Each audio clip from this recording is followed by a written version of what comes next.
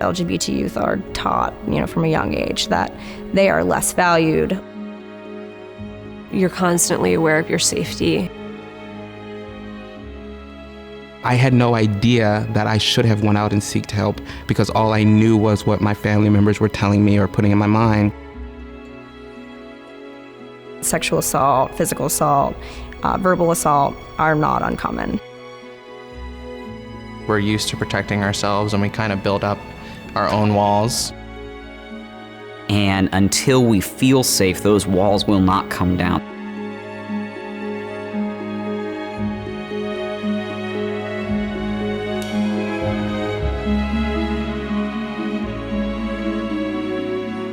The safety of our children is one of society's most important obligations. The evidence is clear that traumatized children are significantly more at risk for developing behavioral, psychological, physical health, learning, and relationship problems as adults, unless their trauma is addressed early and effectively. But trauma comes in many forms: domestic and community violence, bullying, sexual, physical, and emotional abuse, just to name a few. This presentation looks at the trauma experiences of children that many of us overlook or never truly consider. Lesbian, gay, bisexual, transgender, and questioning youth, LGBTQ youth, experience high rates of trauma, often related to their sexual orientation or gender identity. 74% of LGBTQ youth experience verbal harassment related to their sexual orientation.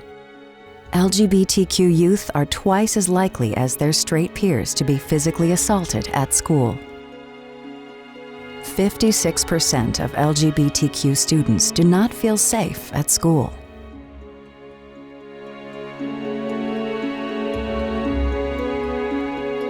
I'm a victim of multiple sexual assaults. My first sexual assault experience was by a doctor when I was 5. So I need to have a patient advocate in the room with me. I need to have a friend in there. And so explaining all of that and having space to do that and not having pushback, because sometimes medical providers will say, this is a private thing, this is your session.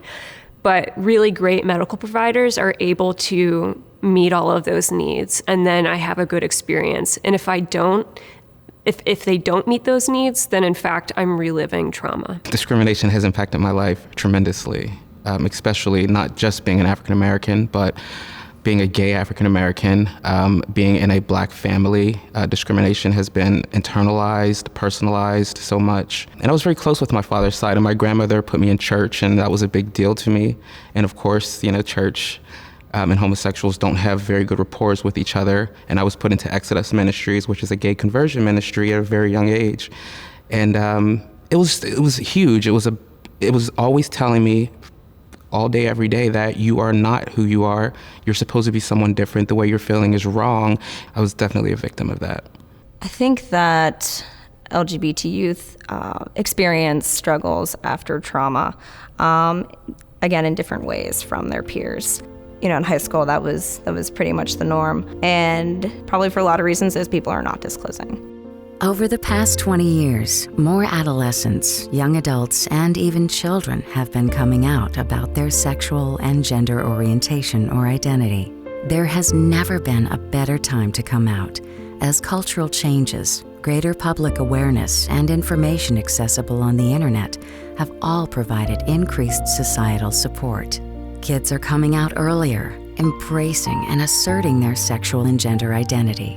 For many LGBTQ youth, this is a positive and exciting time in their lives. Yet for many, the result of coming out at a younger age is greater vulnerability to experiencing trauma. Anytime you have an individual who is part of a marginalized community, the risk factors certainly escalate, and that's clearly true for LGBTQ youth. While some youth are celebrated and embraced, many youth experience rejection by their parents, family, school, friends, and community. I think LGBT youth experience negative things about their identity on a daily basis growing up. And rejection becomes a part of their weekly ritual, depending on who they choose to let in and who they choose not to. There have been times in my life where I have felt the need to conceal that part of my identity, whether for work or because I did not feel that it was otherwise a safe situation. This rejection significantly affects both the emotional and physical health of the youth. Studies indicate LGBTQ youth who reported high levels of family rejection were 8 times more likely to report having attempted suicide. They are 6 times more likely to report high levels of depression. As a result of these trauma experiences, many LGBTQ youth find themselves isolated and alone, requiring assistance from community, mental health, and other agencies. So when kids got kicked out of their homes, we had to take them into our homes. And we're students, we're going to college, we're trying to figure stuff out, and we have no idea what we're doing. Sexual abuse for LGBTQ youth can be much more complicated than it can be for majority youth, because the fundamental element of being sexually violated calls into question for everybody a sense of, was there something about who I am as a sexual being that somehow made me more vulnerable to being preyed upon? And that is a question that kids that are struggling with sexual orientation are dealing with anyway, regardless of a trauma. Traditionally, the mental health and social service providers in our country have not done a very great job of understanding and protecting the needs of LGBTQ youth. And so I can imagine for a youth who's experienced trauma, even figuring out if they should seek treatment or support is kind of an added layer or a barrier that they might experience. And if they decide to seek support, if they want to report, if they want to seek treatment, they're going to have maybe a difficult decision-making process about where to go. Where are they going to be safe?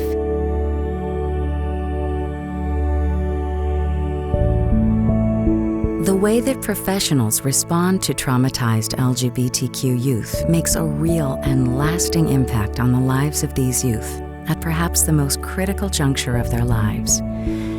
If youth encounter bias when seeking help, they may be re-traumatized and not seek help in the future.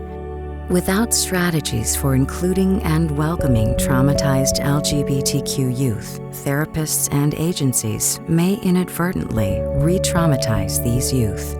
These problems go unrecognized, the trauma untreated, and the cycle continues. I think more youth who need help are not accessing help because they don't feel like that environment, or they don't anticipate that the environment will be welcoming.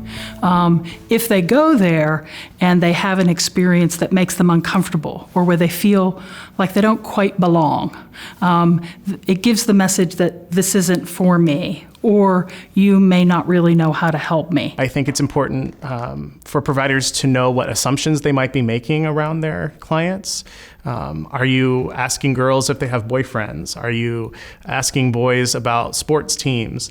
Are you using preferred pronouns for trans youth? Organizations need to look at their settings, and look at it from the eyes of an LGBTQ youth walking in.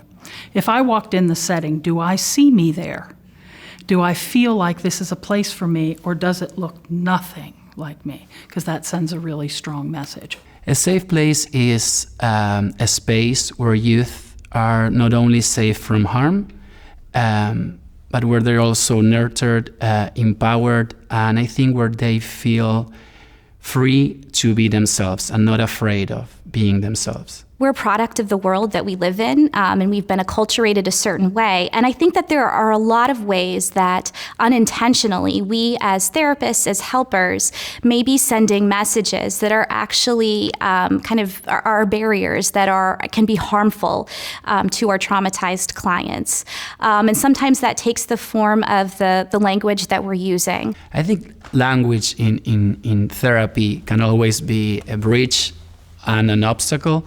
And it has a lot to do with the therapist's skill to make sure that we're using language and we are using language that the youth refers to, can identify with, and language that it's empowering to their needs. If you genuinely want to attract LGBTQ clients, if you want to be able to provide adequate services, create visibility.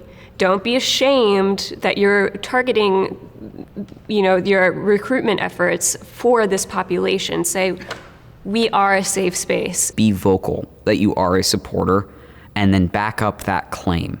So have a rainbow flag in the office and tell me about how you went down to Pride even though you're an ally.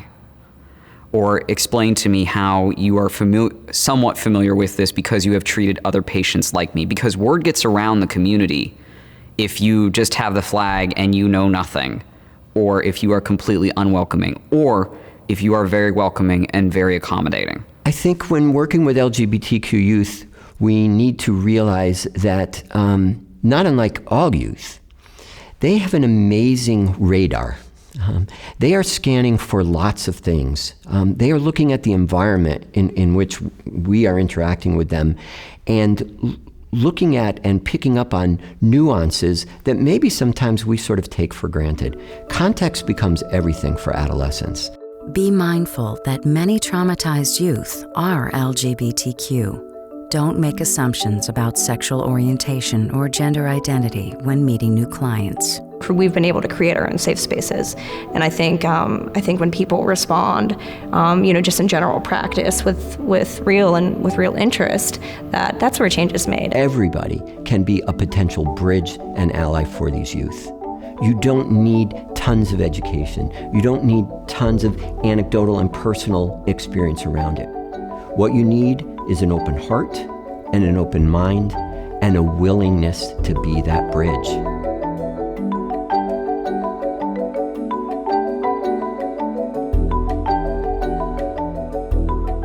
Bias can come in many forms and situations. It can go unnoticed by professionals with years of experience. Look deep and hard at your own bias. We all have them, and it's hard for professionals to look at bias because they went into this work loving and helping, wanting to help people, and so you don't want to think, well, I have these biases, but we all do. So if an LGBTQ youth, a traumatized LGBTQ youth, seeks services and an agency or organization that is not supportive or does not create that safe space, I think we would be perpetuating what they went through outside our office space. They may be more reluctant to access social and health services. They may have a larger fear of loss of friends, disclosing in a different environment because trauma is then overlaid with sexual identity and any kind of disclosure issues that may be associated with that disclosure. Even the most subtle forms of insensitivity can re-trigger chronic emotional trauma. We're different. We're so much different, and a lot of the different negative things that happen in our lives that are similar to someone from the general population sometimes just have a bigger effect on us because we see the world much more through sensitive eyes. And we've been forced to do that our whole life because we've always been trying to figure out where we fit in. Bias directed toward LGBTQ youth occurs every day in our care centers, and it represents a growing, ongoing, and unanswered problem. It's not just about creating this cosmetic effect that makes it look like I'm a safe organization. Are we really? Have we individually and collectively as an agency, as an organization, looked at how we feel about this? What are our own biases? What are our own histories around sexual orientation and gender identity? What are our own judgments that we bring into that? And have we really talked about that? Have we created a space for our professional staff to talk about that first? If that kind of conversation and exploration hasn't already been done, it doesn't matter how many of those other sort of safe cues you've created in your environment, those youth are going to pick up on that right away. And actually, in many ways, feel kind of like they've been led astray. So to create a safe space is not just about the external, it's also about the internal process of the individual and the organization, and both need to be there. Our challenge is to become aware of and eliminate this bias. Examples of ignorance and bias include being completely unaware that an LGBTQ youth is sitting across from you because you didn't ask or simply assumed. One of the ways that they are not inclusive is simply they're blind to the existence of LGBTQ youth. They don't see them, and they think that the youth are straight, or the youth are gender congruent, and so they simply don't see it. Some of the ways that the not inclusiveness shows up is in not asking. So when we just assume what we know about somebody and we don't really ask, then they're not identified to us. So that's one way. Even before they get in the door, sometimes we're not inclusive because we're not reaching out to those particular communities or those kids where they are or where they congregate, and so they're not invited to come to care. Bias includes giving a message that you hope the LGBTQ youth is mistaken about their identity.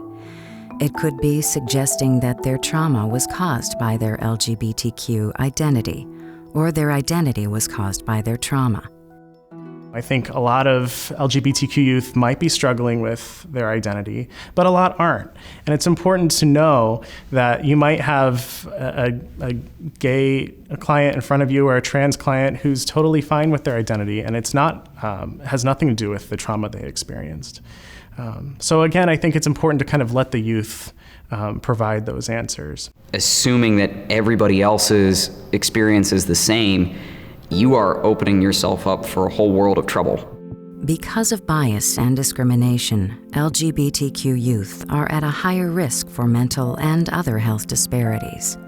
I think it's really important for LGBT youth to be out of the closet to their doctor or to their counselor, because there's different health disparities that LGBT youth face that are unique and maybe in more of a crisis than heterosexual youth. And for the doctor to understand their patient, they can already make the connection what that person might be facing as far as health disparities or mental health. It's important for them to know what sexual risk behaviors are, what behaviors are risky.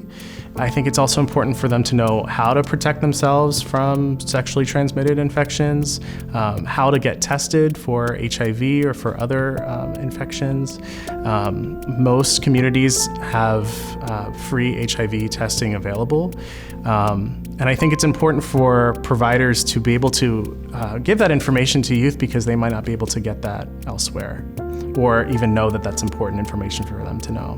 By turning to emerging, evidence-based research and proven best practices, youth-serving professionals can significantly improve their services and the quality of care to our country's traumatized LGBTQ youth.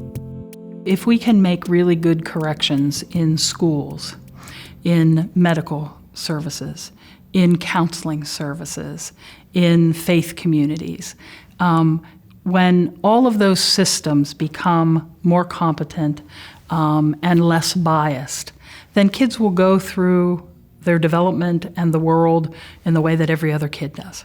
So it will even the playing field. That's my hope. I have lots of respect for professionals who are willing to leave their comfort zone and become more informed and aware of the needs of LGBTQ youth and how to support them and how to provide effective evidence-based treatment. And I will tell them that to please join us in helping these youth because there's not enough of us. So we need more professionals.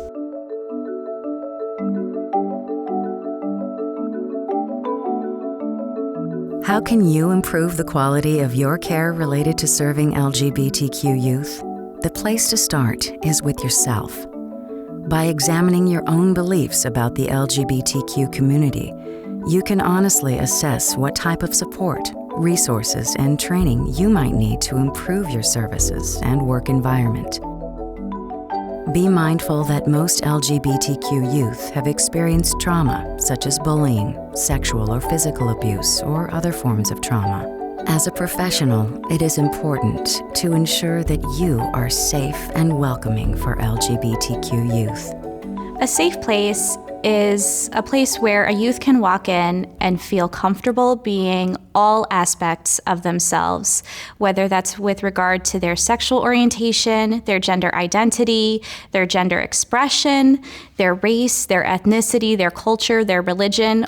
All parts of themselves are comfortable and welcome. In talking about creating a safe space, I think it's also important for us to look at what happens if that safety is not there. We understand, those of us that work in the trauma field, that safety is a fundamental component in trauma resolution. Our youth, our adults, anyone that's experienced trauma is never going to be able to fully resolve that unless and until they feel like they're in a safe space. That's just a basic 101. That's it. Build good relationships with local resources, because your consumers are going to need them. So you need to know who are your friendly practitioners, your friendly medical people, your friendly schools, your friendly churches, all of the places, so that wherever you refer LGBTQ youth to, you're not sending them somewhere where they'll have a bad experience, but you're sending them somewhere where they will be welcomed. It's also good to know about websites and organizations, online resources that might be important for LGBTQ youth to have access to. So maybe printing out some of these materials. Next, take a good, close look at your working environment. Is your office a safe and welcoming place for LGBTQ youth? You can quickly and easily create a more inclusive environment using signage. Make certain you have literature meant for LGBTQ individuals openly displayed, along with a non-discriminatory policy. I look for policy. I look for non-discrimination policies. I look to see that gender identity and sexual orientation are included in those things. I look for materials around waiting rooms that indicate that there is an idea that LGBT people exist in this environment. Like small things such as having an LGBTQ brochure or the rainbow flag in the waiting area in your office, having questions in your assessment process that target specifically questions about LGBTQ youth that are asked in a very safe, non-judgmental way. So if I go to you seeking medical care and I tell you that in order to create a safe space for me, these certain things need to be done, I need you to follow through and I need you to listen. I need you to respect my pronouns. I need you to respect what my name is. I need you to respect any kind of extra needs that I have. If I tell you that I need something, listen and then follow through on it. It's so important for organizations to really make sure to do some self-reflection and to do some work to ensure that they themselves as individual providers and also that the program that they and the institutions that they work for are LGBTQ affirming and really understanding of what those needs are. To kids and professionals, if you're watching this video, what I would say to you is that you've already taken a really great step already, and I would just encourage anyone watching to continue on that path, to continue to be enlightened, and continue to pursue knowledge so that you can help all types of people.